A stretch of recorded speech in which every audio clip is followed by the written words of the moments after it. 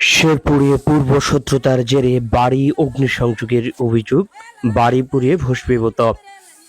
শেরপুর সদর উপজেলার বেতমারি এলাকায় পূর্ব শত্রুতার জেরে গভীর রাতে মোহাম্মদ বাবুল মিয়া নামে এক কৃষকের বাড়িতে অগ্নিসংযোগের অভিযোগ উঠেছে।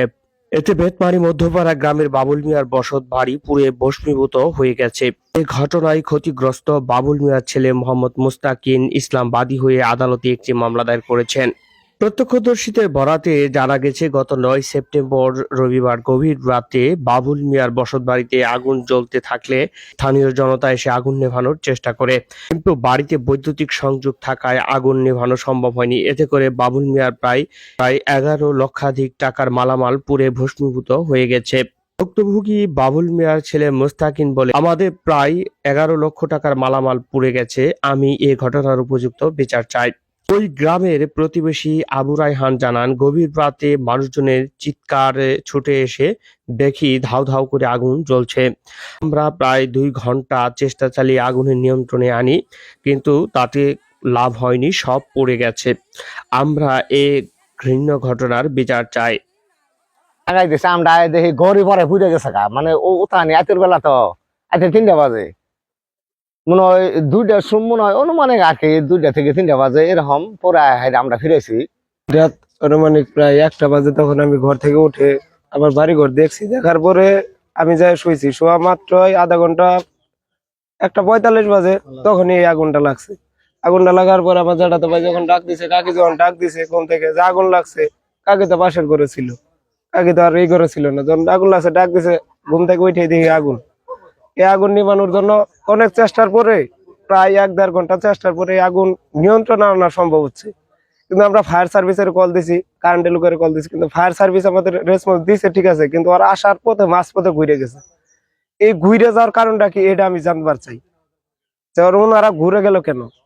আগে ওনারা ঘটনাস্থলে আসতো, আসে ওনারা দেখতো, পর্যবেক্ষণ করতো, এরপরে সে না কোনো কিছু বলতে পারতো, কিন্তু ওনারা না এসে না জানি ওনারা চলে গেল কেন।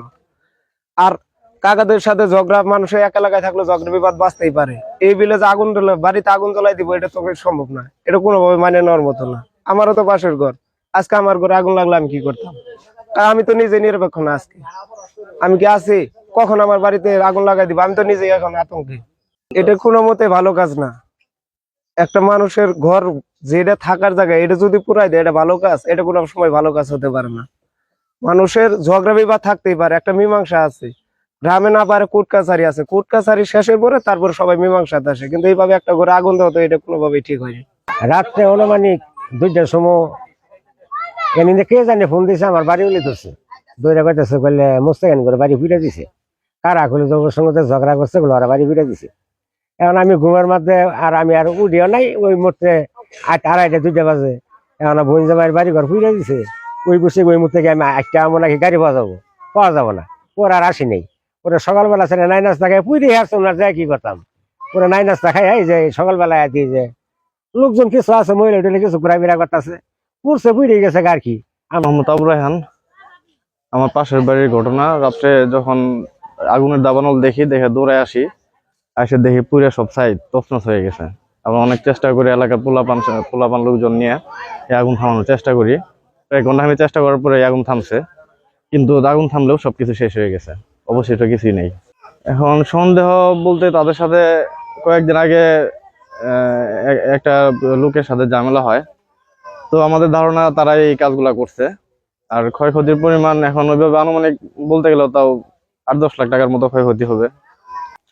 আমরা চাই এর সুষ্ঠু তদন্ত হোক, এর যারা এগুলা করছে তাদের ধরে তাদের দৃষ্টান্তমূলক একটা শাস্তি দিক আইন। সাথে নুরজামালের সাথে টাকার লেনদেন ছিল অনেকদিন আগে থেকে। টাকা আমার বাবা জমি বিক্রি করে টাকা দিয়ে দিছে। দিয়ে দেওয়ার পরে বাজারে কিছু আপনার সোমবারে রাত্রে 8টার সময় টাকা নিয়ে জরগা হয়। জরগা হওয়ার পর আমি 9:30টার দিক দিয়ে বাড়ি থেকে বাজারে রওনা দিছি। আমার বাড়ি থেকে 100 মিটার দূরত্ব পথে আমারে হামলা করছে আষ্টজনে। হামলা করাতে নুরজামাল আমার উপরে যায়। তাদের ছুরির আঘাতে তারা ক্ষত বিক্ষত হয়। এই ঘটনা নিয়েই তারা রাত্রে আগুন ধরায় দেয় বাড়িতে। সন্দেহমূলক মালিক, খালেক, তারপরে রাজাক, এরা ছিল, আরো 7-8 জন ছিল সাথে। দেখেছে। কিরকম ক্ষয়ক্ষতি হয়েছে আপনাদের? আমাদের দুইটা গরু বেচার টাকা ছিল, তারপর অনেক সুগের ছিল, আলমারি ছিল, ওয়ার্ডরোব ছিল, তারপর হাঁস মুরগি ছিল, ধান ছিল, চাউল ছিল। সর্বমোট আপনাদের কত ক্ষতি হয়েছে